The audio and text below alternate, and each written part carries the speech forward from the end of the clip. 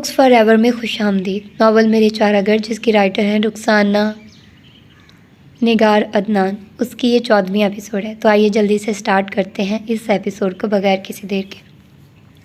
پورے 2 گھنٹوں بعد پھپھو اور رافع آئے تھے۔ اس نے اس دوران گھر چمکا دیا تھا اور خود بھی نہا دھو کر کپڑے بدل لیے تھے۔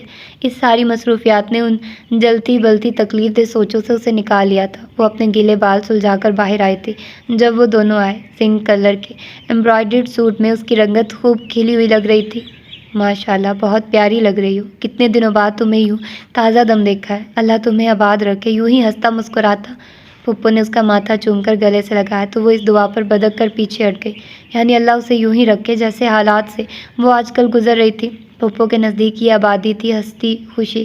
اس کا دل جل کر رہ گیا۔ پتہ نہیں اس کی ہر کیفیت چہرے پر آ جاتی تھی جو رافع جھٹ سے پڑھ لیتا تھا۔ امی بیچاری کو دعا تو اچھی دیں، اسے اسی حالات میں رہنے کی دعا دیں گی تو یہ اس کے لیے کسی بد دعا سے کم نہیں ہوگی۔ وہ جاتے جاتے اس کے چہرے کی طرف دیکھ کر بولا تو اسے اور غصہ آ گیا۔ پتہ نہیں یہ کیسے مجھے پڑھ لیتا ہے۔ اس نے رخ پھیر کر چہرہ دوسری جانب کر لیا۔ اللہ نہ کرے میں اپنی بچی کو بد دعا دوں، اور شادی شدہ عورت کے لیے سہاگ کے سلامت رہنے سے بڑی اور کوئی دعا نہیں ہوتی۔ تم مرد کب سمجھتے ہو ان باتوں کو، وہ اپنی روح میں کہہ گئی تو رافع سر ہلا کر رہ گیا۔ ہاں، چاہے وہ سہاگ بلائے جان بن جائے۔ کیوں بیا؟ وہ جان بوجھ کر بولا تو وہ پیر پٹک کر آگے بڑھ گئی۔ بیا بیٹا، یہ کچھ سامان ہے چائے کے لیے، اندر رکھ لو، کچھ رافع لے آئے گا۔ اور سنو ذرا، اندر آ کر میری بات سن لو۔ ٹائم کیا ہوا ہے؟ 1 بجے سے پہلے عموماً روشی آ جاتی ہے، ابھی تک آئی کیوں نہیں؟ وہ فکر مندی سے بولی۔ اکثر 1 بجے کے بعد ہی آتی ہے، اس نے انہیں یاد دلایا۔ ہاں مگر آج تو اسے جانا ہی نہیں چاہیے تھا، روکا بھی تھا میں نے، پتہ نہیں یوں ضد پر اتر آئی، وہ خود سے کہتے ہوئے کمرے میں چلی گئی۔ یہ میری شرٹ پریس کر دو گی اگر زحمت نہ ہو تو؟ وہ کمرے کے بیچوں بیچ کھڑی نہ جانے کیا سوچ رہی تھی، چونک گئی۔ رافع نیلے رنگ کی شرٹ ہاتھ میں لیے اس کے سامنے کھڑا تھا۔ تم شروع کیوں نہیں کر دیتی؟ اس نے شرٹ اس سے نہیں لی تھی کہ وہ پھر سے بول پڑا۔ کیا؟ بے اختیار اس کے منہ سے نکلا، لکھنا۔ وہ جلدی سے بولا۔ کیا مطلب؟ وہ واقعی نہیں سمجھی تھی۔ بھائی جتنا غور و غوض، گیان دھیان تم کرتی رہتی ہو، اگر لکھنا شروع کر دو تو ارسطو، سقراط، کنفیوز کیا دنیا بھر کے سارے فلسفیوں کے لکھے لکھائے پر پانی پھیر دو گی۔ اتنی ذہین تو تم ہو، مجھے پتہ ہے۔ وہ آنکھوں میں ڈھیر ساری شرارت لیے اسے وارستگی سے تکتے ہوئے بولا تو اس کا جی چاہا ہاتھ میں پکڑی یہی شرٹ گولا بنا کر اس کے منہ کے آگے رکھ کر اتنا دباؤ ڈالے کہ وہ دوبارہ بول نہ سکے۔ آپ کیا چاہتے ہیں؟ وہ دانت پیس کر بولی۔ جو چاہتا ہوں ابھی بتا دوں تو شاید تم میرا گلا گھونٹ دو، یا اسی شرٹ کو میرے حلق میں ٹھوس کر میری آواز کا گلا گھونٹ دو۔ ویسے اس وقت میں صرف یہ شرٹ پریس کروانا چاہ رہا ہوں۔ بیا کو شک نہیں، یقین ہو گیا۔ اسے یقیناً ٹیلی پیتھی کے کچھ پوائنٹس آتے ہیں جس سے وہ اس کے دماغ کی ہر سوچ کو پڑھ لیتا ہے۔ وہ کھڑی اسے گھورتی رہی۔ کیا ارادہ بدل گیا؟ وہ 2 قدم پیچھے ہٹ کر بولا۔ وہ سوالیہ نظروں سے دیکھنے لگی۔ کچا کھاؤ گی مجھے؟ وہ ہنس کر بولا۔ Shut up! وہ اتنی زور سے چلائی، یقیناً پھپھو نے بھی سنا ہوگا۔ اوکے، کان پکڑتا ہوں، آئندہ گیان دھیان میں مخل نہیں ہوگا، لیکن پلیز شرٹ پریس کر دو۔ وہ کانوں کو ہاتھ لگا کر معصومیت سے بولا تو بیا کو اور غصہ آ گیا۔ کیا سمجھتے ہیں آپ مجھے؟ کوئی کھلونا یا کوئی مذاق؟ جب آپ کا موڈ بدلتا ہے، آپ کا رویہ، آپ کا سلوک بھی بدل جاتا ہے، مگر اس سرے نوٹنکی سے کچھ نہیں ہوگا۔ آپ کی اصل صورت میرے دل پر نقش ہو چکی ہے، جو آپ کی ان مسخرانہ حرکتوں سے تبدیل نہیں ہوگی، سمجھے آپ؟ وہ شرٹ بیڈ پر پٹکتے ہوئے غصے سے چلائی۔ اوکے، نہ تبدیل کرو، اور یہ تو بہت اچھی بات ہے کہ تم نے میری اصل صورت بھی دیکھ لی۔ ویسے کیا برا تھا اگر مجھے بھی دکھا دیتی کہ میں کیا لگ رہا ہوں اپنی اصل صورت کے ساتھ؟ وہ اس کی آنکھوں میں دیکھتے ہوئے ڈٹھائی سے بولا تو وہ تیزی سے مڑی اور باہر جانے لگی۔ سنو، اس نے گزرنے سے پہلے اس کی کلائی پکڑ لی تھی۔ کسی بھی مجرم کو سزا سے پہلے صفائی کا موقع دیا جاتا ہے، یہ تو دنیا کی ہر عدالت کا قانون ہے۔ مجھے اتنا تو حق ملے گا نا؟ وہ اس کے سرخ پڑتے چہرے پر اپنا چہرہ جھکا کر ملائمت سے بولا تو بیا کو لگا اس کا واسطہ کسی بہروپیے سے پڑ گیا۔ چھوڑیے مجھے! اس نے ایک جھٹکے سے اپنی کلائی چھڑائی اور باہر نکل گئی۔ بیا کہاں ہو بیٹا؟ پھپھو اسے پکار رہی تھی۔ وہ فوراً ان کے کمرے میں چلی آئی۔ جی پھپھو۔ وہ ان کے پاس ہی بیٹھ گئی۔ انہوں نے کپڑے نہیں بدلے تھے۔ روشی ابھی تک نہیں آئی؟ وہ تشویش سے بولی۔ آتی ہی ہوگی، صبح کچھ کھا کر بھی نہیں گئی۔ وہ جواباً چپ رہی۔ اچھا سنو، میں اور رافع ابھی مکرم بھائی کی طرف گئے تھے، انہوں نے بلایا تھا اپنے بیٹے سے ملوانے کے لیے اور مزید پیش رفت کہہ لو یا بات چیت کرنے کے لیے۔ کل تو تمہارے پپا نے جو تماشا لگایا، اس کے بعد مجھے امید نہیں تھی کہ وہ لوگ دوبارہ ادھر کا رخ بھی کریں گے، مگر مکرم بھائی، اللہ انہیں اجر خیر دے، بہت نیک اور بزا دار انسان ہے، اور ان کی بیگم بھی۔ تمہارے پپا نے تو بیٹی کے مقدر سے کھیلنے میں کوئی کسر نہیں چھوڑی تھی، مگر میرا اللہ بڑا بے نیاز ہے، اس نے دکھی ماں کے دل کی فریاد سن لی، ان لوگوں کے دلوں میں رحم ڈال دیا، اور روشی کی چاہت بھی۔ وہ تو روشی کو 3 کپڑوں میں بھی لے جانے کو تیار ہے، مگر اس وقت گھر میں جو حالات تمہارے پپا نے پیدا کر رکھے، ہم ابھی یہی مشورہ کر کے آئے ہیں۔ ابھی شام 4 بجے وہ لوگ بے حد سادگی سے نکاح کرنے آ رہے ہیں، 2-4 لوگوں کے ساتھ، پھر محتشم تو واپس چلا جائے اور روشی کے کاغذات بنوا کر بھیجے گا۔ عالیہ بھابھی ابھی ادھر ہی رہیں گی اور پیپرز بنتے ہی روشی کو ساتھ لے کر چلی جائیں گی۔ رافع نے پتہ کروا لیا تھا، اس کے کسی دوست کے ماموں ہوتے ہیں، ادھر ان کا بیٹا محتشم کے ساتھ پڑھتا رہا ہے، باقی اللہ بہتر کرنے والا ہے۔ بیٹیوں کے معاملے میں تو ہوتے ہی جوئے کی طرح، ہم صرف اچائی اور نیکی کی دعا کر سکتے ہیں اور ان دعاؤں کے بابر ہونے کا انتظار۔ میرا رب ساری بیٹیوں کے نصیب میں سکھ اور نیکی لکھتے، پھر خیر ہی خیر ہے۔ انہوں نے ساری تفصیل بتاتے ہوئے بات ختم کی تو ابھیا کو نامعلوم کیوں روشی کی قسمت پر رشک آنے کے ساتھ حسرت سا محسوس ہوا۔ آخر میں نے کسی کا کیا بگاڑا تھا جو میری تقدیر ایسی بگڑی ہوئی لکھی گئی؟ چاہت تو دور کی بات، جھوٹی محبت بھی نہ مل سکی، اور سکھ ایسا کہ آنکھ کی جھڑی ایک پل کو سوکھتی ہی نہیں، پھر بھی نصیب کی سیاہی مٹتی نہیں۔ شاید میرے لیے پھپھو جیسی ڈوب کر دعا کرنے والی ماں نہیں، جس نے اپنی دعا کی طاقت سے تقدیر سے من چاہا فیصلہ لکھوا لیا، اور میں کیسی بے وقت ہو کر مقدر کی ٹھوکروں میں آ گئی۔ ممی تو مجھے دھکا دے کر پرسکون ہو گئی ہوں گی، وہ میرے لیے کیا دعا کریں گی؟ اس کا دل پھر سے گیلی لکڑی کی طرح سلگنے لگا۔ اب یہ روشی آ جائے جلدی سے، اس سے بھی ابھی بات کرنی ہے، پھر یہ تمہارے پپا، اگر بیچ میں وہ آ گئے تو سمجھو سب کیا کرایا دھرا رہ جائے گا۔ بیا تمہارے پپا آئے تو نہیں تھے؟ ایک دم انہیں خیال آیا تو پوچھنے لگی۔ آئے تھے پپو، وہ نظریں جھکا کر آہستگی سے بولی۔ آئے تھے؟ انہیں گویا جھٹکا لگا۔ کیا کہہ رہے تھے؟ وہ جیسے دہل کر بولی۔ میں صفائی کر کے بیٹھی تھی، کہنے لگے اچھا کیا تم نے گھر صاف کر لیا، شام کو ان لوگوں نے نکاح کے لیے آنا ہے،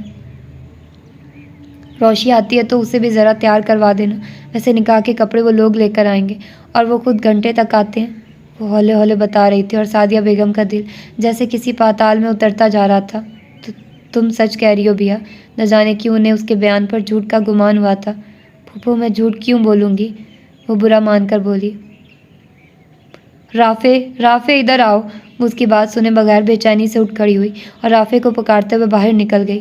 کیسے کرموں والے ہوتے ہیں لوگ کہ قسمت خود گھر چل کر ان کے بگڑے ہوئے نصیب سنوارنے آتی ہے، اور بعض میرے جیسے جن کی سوری سورائی قسمت لمحوں میں بگڑ جاتی ہے تو پھر لاکھ سر پٹھ کو سنوارنے کی کوئی صورت نہیں نکلتی۔ اور یہ روشی گھنی مکار جس کی وجہ سے میری خوش بختی بدبختی میں بدل گئی، نہ مجھے اس منحوس گھر میں لے کر آتی، نہ مجھ سے تقدیر یوں خفا ہوتی، اور اب اس کے لیے فارن کوالیفائڈ ڈاکٹر کا رشتہ، وہ بھی ایسے حالات میں۔ میرے اللہ یہ سب کیا ہے؟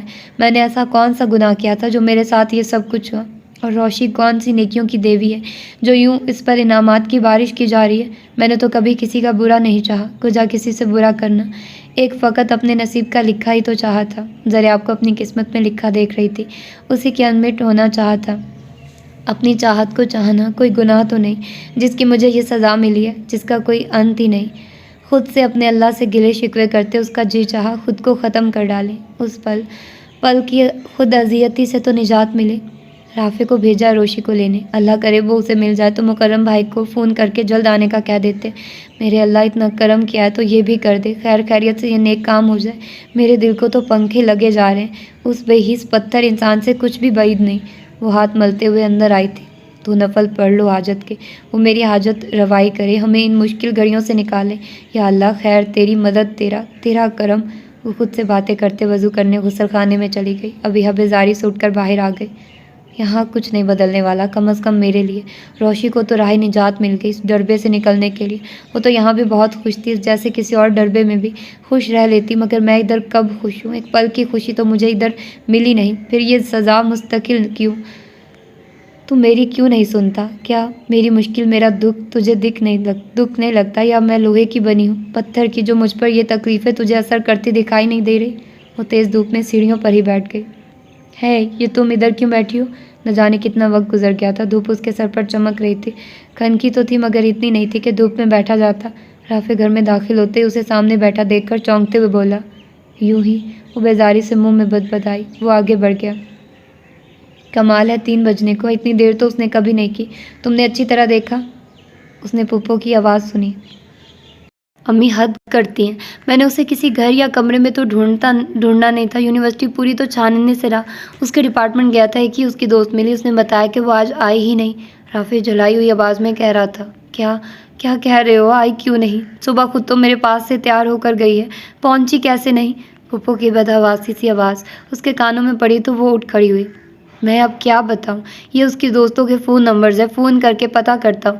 پھر کمرے میں خاموشی چھا گئی۔ رافع نمبر ملا رہا تھا۔ اس نے 5 جگہ فون کیے۔ امی وہ آج یونیورسٹی پہنچی ہی نہیں، اس کی دوستوں کا یہی کہنا ہے۔ ابھیا نے رافع کی تھکی سی آواز سنی۔ نہیں رافع، میں مر جاؤں گی، وہ اور کہاں جا سکتی ہے؟ پھپھو شاید گر پڑی تھی، محلے میں اس کی کوئی دوست۔ امی، رافع کہہ رہا تھا، اس محلے میں بیٹا ہمیں کسی سے نظر ملانے کے قابل ہی نہیں چھوڑا تمہارے باپ نے، تو وہ دوستیاں کیا بناتی؟ زیادہ سے زیادہ فوزیہ کی طرف میرے ساتھ چلی جاتی تھی۔ وہ رو رہی تھی۔ میں فوزیہ آنٹی کی طرف پتہ کر کے آتا ہوں، آپ حوصلہ کریں۔ وہ ماں کا کندھا تھپک کر باہر نکل گئی۔ وہ وہاں بھی نہیں گئی۔ آدھے گھنٹے بعد وہ تھکا ہارا واپس آیا تھا۔ سعدیہ کی حالت مردوں جیسی ہو گئی۔ اس وقت فون کی گھنٹی بجی۔ رافع نے لپک کر فون اٹھایا۔ وعلیکم السلام۔ جی، اچھا ابھی؟ اس نے ماں کی طرف دیکھا۔ جی ٹھیک ہے، جی ہاں جی، اللہ حافظ۔ اس نے ریسیور کریڈل پر رکھ دیا اور عجیب سی نظروں سے ماں کو دیکھنے لگا۔ کیا ہوا؟ کس کا فون تھا؟ پتہ چلا؟ روشی کا؟ پھپھو بے قراری سے بولی۔ نہیں، روشی کا تو کچھ پتہ نہیں، یہ تو… اس نے تھوک نگل کر حلق تر کیا۔ یہ انکل مکرم کے گھر سے فون تھا، وہ لوگ نکل پڑے ہیں، تھوڑی دیر میں پہنچنے والے۔ انکل مکرم نکلتے ہوئے تاکید کر گئے تھے کہ ہمیں ان کے روانہ ہونے کا فون کر دینا جائے، یوں بھی 4 تو بجنے کو ہیں، انہوں نے 4 بجے کا ہی تو کہا تھا، وہ شکستہ آواز میں کہہ رہا تھا۔ میرے خدایا رافع، ہم کیا کریں گے، کیا کہیں گے ان سے؟ پھپھو بدحواس سی ہو کر بولی۔ میں کیا بتاؤں امی، میرا تو خود دماغ معاف ہو گیا ہے، ایک مسئلہ سلجھتا نہیں کہ دوسرا سر اٹھا لیتا ہے۔ امی اللہ سے کہیے ہمارے پاس اتنا حوصلہ نہیں اور نہیں امتحان دے سکتے، بس کریں، اب بس کریں۔ ادھر حال سا کرسی کے پشت سر ٹیک کر آنکھوں کی نمی کو چھپاتے ہوئے بے بسی سے بولا۔ روشی میری بچی ایسی ناسمجھ، ایسی نادان تو نہیں کہ اپنی بے بس ماں اور بھائی کی عزت کو داؤ پر لگا دے، اتنا تو مجھے یقین ہے، وہ پورے اعتماد سے بولی۔ تو ابیہ نے عجب حسرت بھری نظروں سے ایک با یقین ماں کو دیکھا اور اپنی ماں کی بے یقین صورت یاد آئی۔ ممی نے تو ایک بار بھی برملا نہیں کہا تھا کہ انہیں مجھ پر پورا یقین ہے۔ اس کے دل میں کسک سی ابھری۔ جاؤ ایک بار پھر، رافع کی کوئی دوست محلے میں، کی سمجھ میں نہیں آ رہا تھا کیا کہیں۔ اب میں کیا کہوں جا کر کہ وہ صبح یونیورسٹی جانے کے لیے گھر سے تو نکلی تھی اور یونیورسٹی نہیں پہنچی اور اب تک گھر بھی نہیں آئی، یہ بات کرنے والی ہے؟ وہ جیسے چیخ کر بولا۔ تو کیا کروں؟ اسی طرح بیٹھے رہیں، وہ لوگ آ جائیں گے رافع، تم مکرم بھائی کے موبائل پر فون کر کے کہہ دو۔ کیا کہہ دو؟ وہ ان کی بات کاٹ کر تیزی سے بولا تو وہ سر پکڑ کر بیٹھ گئی۔ کچھ دیر اس گونگی چپ کی نظر ہوئی۔ ابیہ باہر برآمدے میں ستون سے ٹیک لگائے کھڑی تھی۔ میں آتا ہوں ابھی تھوڑی دیر میں، رافع کہہ کر لمبے لمبے ڈگ بھرتا باہر نکل گیا۔ یہ اب ادھر کس کا سوگ منایا جا رہا ہے؟ آفتاب زبیری کی بلند آواز پر ابیہ تو اچھل ہی پڑی تھی۔ روشی ابھی تک گھر نہیں آئی، صبح کی گئی، پھپھو پھنسی آواز میں بولی تو ایک لمحے کو وہ بھی چپ سے رہ گئے۔ تیری اولاد سے مجھے خیر کی توقع بھی نہیں، اور وہ جو 4:30 بجے اس کے 4 حرف پڑھنے آ رہے ہیں، انہیں کیا کہوں میں؟ وہ حسب عادت چلا کر بولے تو پھپھو نے انہیں ایسی نظروں سے دیکھا جیسے چھری کے نیچے لیٹا بکرا کسائی کو دیکھتا۔ ان کی حالت بھی کچھ ایسی ہی ہو رہی تھی، ایک طرف کھائی، دوسری طرف کنواں۔ یہ نیا تماشا شروع ہو گیا۔ اب کیا جواب دوں گا میں؟ 4 بندوں میں میری بھی عزت ہے، ناشکری عورت، تیرا رونا پیٹنا اس نیک کام میں بدشگونی ڈال ہی گیا۔ مجھے پہلے ہی ڈر تھا، اب کیا کروں؟ ڈھنڈورا پیٹوں جا کر سارے محلے میں کہ میری جوان بالغ بیٹی یونیورسٹی کا بہانہ کر کے گھر سے بھاگ گئی۔ صبح میں نے منع کیا، روکا نہ جائے یہ پڑھنے، پر اسے تو بے شرم ماں اور بے لگام بھائی کی شے ملی ہوئی تھی۔ مجھے اس نے کیا سمجھنا تھا، اور تم نے کبھی اس کی ایسی تربیت کی بھی نہیں کہ وہ باپ کو کچھ سمجھے۔ میری عزت ہے کیا اس گھر میں؟ اچھا ہے، اب ساری دنیا کو پتہ چلے کیسی شاندار اولاد پیدا کی ہے تم نے۔ صحیح ان کو اپنے خطوط پر چلایا ہے۔ وہ بدبخت گھر آتی ہے یا نہیں؟ میرے مہمان 4 بجے پہنچ جائیں گے۔ اب جو جواب مجھے دیا ساری دنیا کے سامنے یہی جواب دینا، پھر پتہ چلے گا عزت بے عزتی کیا ہوتی ہے۔ پر تیرے جیسے بے شرموں کو کیا فرق پڑے گا، جس نے ساری زندگی ڈٹھائی اور بے حیائی سے گزاری ہو؟ وہ ہاتھ نچا نچا کر چلا رہے تھے۔ بس کریں، خدا کے لیے بس کریں، میں اس وقت جس عذاب، جس قیامت سے گزر رہی ہوں، خدا کسی دشمن پر یہ وقت نہ لائے۔ پھپھو روتے ہوئے گڑ گڑائی تھی۔ بڑی خدا کی پیاری ہو، ہر وقت مسلح تسبیح کا ڈھونگ رچانے والی، کر اپنے اللہ سے فریاد کہ وہ اس نامراد کو اس گھر کی دیواروں سے کہیں اگا دے، یا کسی گاڑی کے نیچے کچلی ہوئی اس کی لاش مل جائے اور کسی طریقے سے یہ بچی کھچی عزت۔ خدا کا خوف کرے، مت دے میری معصوم بچی کو بد دعائیں۔ اللہ تو اسے اپنی امان میں رکھنا، اپنی امان میں رکھنا، اس کی آبرو کا موتی اپنے حفظ میں رکھنا۔ پھپھو وہیں سجدے میں گر کر زاروں زار رونے لگی۔ ڈھونگی عورت، نفرت ہو چکی ہے مجھے اس کے بہروپ سے۔ زمین پر پاؤں مارتے، رستے میں آئی ہر چیز کو ٹھوکر سے اڑاتے، جس طرح آئے تھے اس طرح چلے گئے۔ 4 بجنے میں 5 منٹ تھے، پھپھو سجدے میں گری ہوئی تھی۔ سرمئی شام صحن میں اتر رہی تھی۔ وہ برآمدے میں کھڑے کھڑے تھک گئی تو پھر سے جا کر سیڑھیوں میں بیٹھ گئی۔ اگر 2 باراتیں اکٹھی آ گئی تو کیا ہوگا؟ اسے ایک دم خیال آیا تو خوف سے جھرجھری سی آ گئی۔ پتہ نہیں اب کیا ہونے والا ہے۔ اس نے گردن پیچھے ٹکائی، اور یہ روشی کہاں چلی گئی؟ کسی کے ساتھ جانے والی لگتی تو نہیں۔ اس نے اپنے دل میں آنے والے خیال کی نفی کی۔ تو نا اعصاب تھک گئے اس ٹینشن زدہ ماحول میں۔ وہ تھکے تھکے قدموں سے سیڑھیاں چڑھتی ہوئی اوپر آ گئی۔ چھت پر نیچے کے مقابلے میں ابھی اچھی خاصی روشنی تھی۔ اینٹوں والی دیواریں سال خوردہ تھیں۔ چھت کا فرش بھی اینٹوں کا تھا، کائی زدہ۔ سامنے کی دیوار کے ساتھ 3-4 گملے پڑے تھے جن میں ٹنڈ منڈ بے پتوں کی شاخیں سیدھی کھڑی تھی۔ وہ کھلی فضا میں گہرے گہرے سانس لینے لگی۔ ارد گرد چھتوں پر خاموشی تھی۔ سیڑھیوں کے دوسری طرف اسٹور روم تھا۔ رافع نے شادی کی رات اس کمرے میں سو کر گزاری۔ اسے بھوکا بھولا بسرا دکھ دینے والا خیال یاد آیا تو قدم بے اختیار اس کمرے کی طرف اٹھ گئے۔ اس نے بند دروازہ آہستہ سے دھکیلا۔ دروازہ کھلتا چلا گیا۔ چوکھٹ پر وہ حیران سی کھڑی رہ گئی۔ پتہ نہیں کتنا وقت گزر گیا، شاید 2 منٹ یا شاید 2 صدیاں، اور وہ رات، قیامت سی لمبی رات، بارش میں بھیگتی رات، جو اس کی زندگی میں قیامت برپا کر گئی۔ اس نے کچھ نہیں کیا تھا اور اس کی ساری بے داغ زندگی داغدار ہو گئی۔ محض ایک رات کی گھر سے دوری اس کے 19 سالہ کردار کو سب کی نظروں میں مشکوک کر گئی۔ بس اتنا نازک ہوتا ہے عورت کے کردار کا کانچ۔ ایک رات کی بارش اسے چٹکا گئی۔ وہ چیختی رہی، چلاتی رہی، اپنی صفائی میں قسمیں کھاتی رہی۔ کسی نے یقین نہیں کیا اور سب کچھ ختم ہو گیا، اور اس شخص نے اس کی تباہی پر مہر ثبت کی اپنی جھوٹی قسموں اور گواہی سے۔ آج اس لمحے اس کی عزت، اس کی غیرت داؤ پر لگی ہے۔ وہ چاہے تو اپنی تباہی کا انتقام لے لے، سارے حساب چکا دے، سارے بدلے لے لے، اور اس کے گلے میں کسی گناہ کی پھانس بھی نہیں ہوگی اگر وہ جس خاموشی سے آئی ہے اسی خاموشی سے دروازہ بھیڑ کر چپکے سے سیڑھیاں اتر جائے۔ فقط آدھے گھنٹے کا گیم ہے، اس کا سارا حساب چکتا ہو جائے گا۔ انتقام کی آگ ہمیشہ کے لیے سرد ہو جائے گی اور اس کے دل میں گہرا سکون، گہرا قرار اتر جائے گا۔ اسے اگر زندگی نے کوئی خوشی نہیں دی تو وہ کیوں دوسروں کی خوشیوں کا اہتمام کرتی پھرے؟ کسی نے آج تک کچھ سمجھا ہی نہیں تو وہ کیوں دوسروں کی پرواہ کرے؟ کیوں؟ ہرگز نہیں۔ میں ان لوگوں سے وہی سلوک کروں گی جو انہوں نے میرے ساتھ کیا۔ عدلے کا بدلہ، اور مذہب میں بھی بدلہ لینا گناہ نہیں، میرا حق ہے۔ اگر میں اپنے کس حق سے دستبردار ہوں، کیا جینے کا مجھے کوئی حق نہیں ہے؟ ضرور ہے۔ ایک لمبی کشمکش تھی۔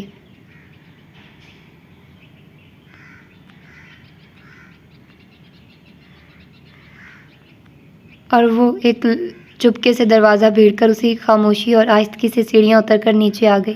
نیچے ہلچل، شور اور آوازوں سے لگ رہا تھا جس میلو ڈرامے کا ڈراپ سین کا وہ بے چینی سے انتظار کر رہی تھی، وہ ٹائم آ گیا۔ وہ مطمئن انداز میں سیڑھیاں اترنے لگی۔ بسم اللہ کریں جی، آواز آئی۔ جی ضرور، ضرور، کیوں نہیں، دوسری مطمئن آواز نے جواب دیا۔ بسم اللہ الرحمن الرحیم۔ اسی وقت زوردار آواز کے ساتھ دروازہ کھلا۔ اندر داخل ہونے والے شخص کو دیکھ کر سب طرف موت کا سناٹا چھا گیا۔ اندر داخل ہونے والے آفتاب زبیری تھے۔ ایک پل کو کمرے میں بیٹھے سارے افراد کو سانپ سونگھ گیا تھا۔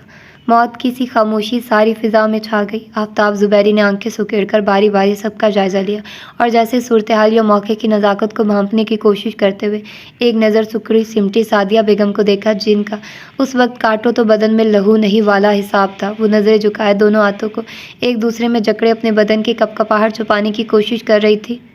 کیا ہو رہا تھا ادھر؟ آفتاب زبیری کی گرج دار آواز نے کسی فولادی ہتھوڑے کی مانند خاموشی کی چادر پر ضرب لگائی۔ आओ आओ आफताब, इधर हम मेरे पास आ जाओ, तुम अच्छे वक्त पर आए, बिल्कुल टाइम पर। मुकर्रम साहब अपनी जगह से खड़े हो गए और अपनी कैफियत पर काबू पाते हुए बज़ाहिर खुशदिली से उनकी तरफ हाथ बढ़ाकर बोले। आफताब ज़ुबैरी ने खा जाने वाली नज़रों से उन्हें देखा। राफे मतवक्का रद्द-ए-अमल के ख्याल से इश्तियाल में आकर एकदम उठा था। उन्होंने एक सर्द निगाह उस पर डाली और बड़े निपे तुले कदमों से आगे बढ़कर मुकर्रम साहब के साथ सोफे पर बैठ गए, बगैर कुछ कहे।